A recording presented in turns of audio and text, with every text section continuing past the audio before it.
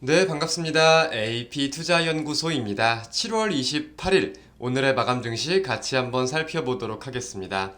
양대 증시 모두 긍정적인 흐름을 보이며 마감된 하루였습니다. 금일 코스피는 0.17%, 그리고 코스닥은 3.39%, 특히 코스닥이 굉장한 강세를 보이면서 마감되었는데, 우리가 분봉상 흐름도 한번 살펴본다고 하면은 실상 코스피는 오전 중에 좀 긍정적이지만은 못했어요.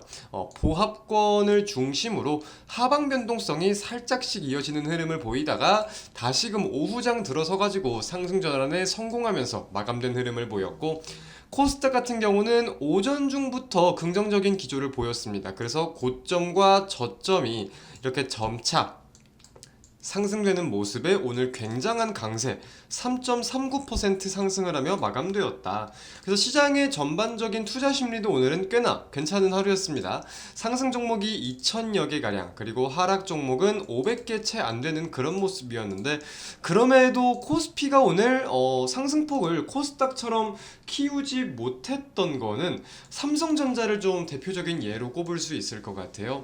자, 코스피 1등 종목, 시가총액 1등 종목 단원 삼성전자입니다. 근데 그러한 삼성전자가 오늘 1.53% 하락 마감을 했어요. 그럼 코스닥 속 1등 종목은 뭐죠? 에코프로 BM이 오늘 8.23%, 2등 에코프로가 12.08%, 이러한 모습을 보였기 때문에 코스피와 코스닥이 상반되는 흐름을 보였다라고 좀 살펴볼 수 있겠는데, 우리가 좀 특이점을 가지고 함께 또 볼 수 있는 게, 삼성전자는 오늘 1.53% 하락 마감을 했죠. 하지만 SK하이닉스는 3.23%, 어제 9.73% 급등세를 보인 이후에 오늘도 3% 넘게 이틀간 12%가량의 급등세를 보였습니다. 둘 다 이제 반도체 관련해가지고 국내 대장주로서 자리매김을 하고 있는데, 왜 이러한 상반된 흐름을 보이고 있느냐. 실제로 이번 주 좀 외국인 수급 동향을 본다 하더라도 SK하이닉스는 외국인이 5천억가량 매수를 했어요. 근데 삼성전자는 2,300억가량인가? 라고 제가 좀 아까 확인을 했던 것 같거든요. 그래서 이렇게 좀 상반된 흐름들을 보이고 있습니다. 왜일까? 라고 좀 생각을 한다면, 좀 공통적인 부분들이다 하면은 이제 최근에 하반기 감산을 발표했습니다. 두 기업 모두 하반기 추가적인 감산에 대한 내용을 언급을 했고, 이제 뭐 AI 반도체에 대한 수요 기대감이라거나 전반적인 반도체 업황에 대해서 점차 긍정적으로 변할 것이다라는 긍정적인 내용을 꽤나 발표를 했어요. 그래서 어제 같은 경우는 또 반도체 관련주들이 꽤나 모두 강세를 보이기도 했었죠.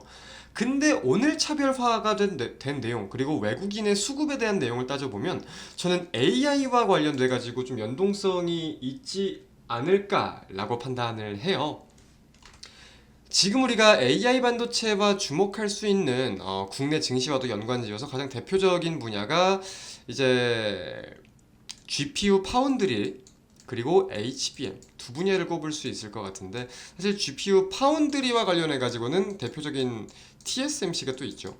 삼성전자와 SK하이닉스의 경쟁 뭐 이렇게 생각을 하기보다는 삼성전자와 TSMC의 경쟁 구도가 더 우선시되기 때문에 이거는 지금 크게 막 작용을 하지는 못하고 있는 것 같은데, HBM과 관련해서는 좀 얘기가 다른 것 같아요.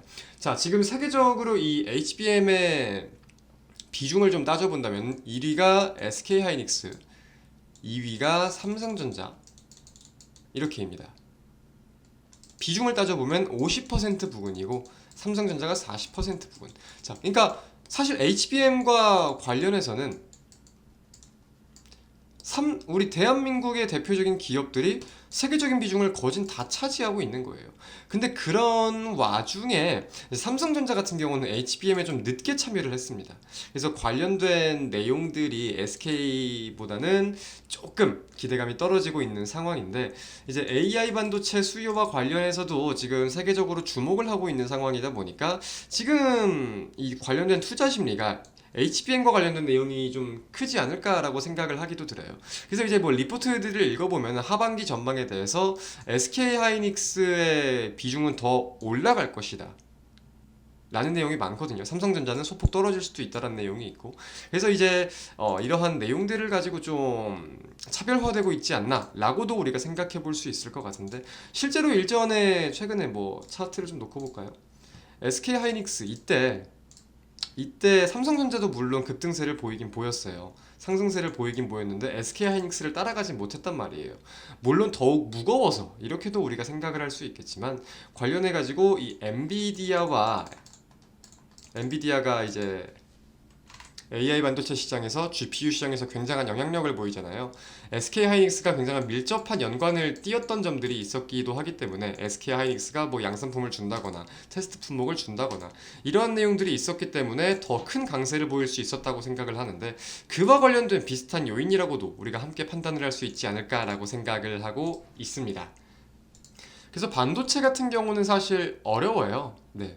뭐 8대 공정에 대해서 팹리스면 팹리스가 뭐고 디자인 하우스가 뭐고 뭐 오사트가 뭐고 관련돼서 파운드리는 뭐고 이 안에는 어떠한 기술들이 있고 굉장히 이해할 것도 외울 것도 많습니다. 근데 굉장히 어렵기 때문에 확실한 먹거리를 창출해낼 수 있는 분야라고도 생각할 수 있을 거예요. 그래서 이 반도체 관련된 기대감들이 지금 꽤나 있는 것 같은데 관련해서 반도체 이제 좋아지는 거 아니야? 이렇게만 생각하지 마시고 자세한 내용들을 한번 살펴보셨으면 좋겠습니다. 한 주간 고생 많으셨습니다. 감사합니다.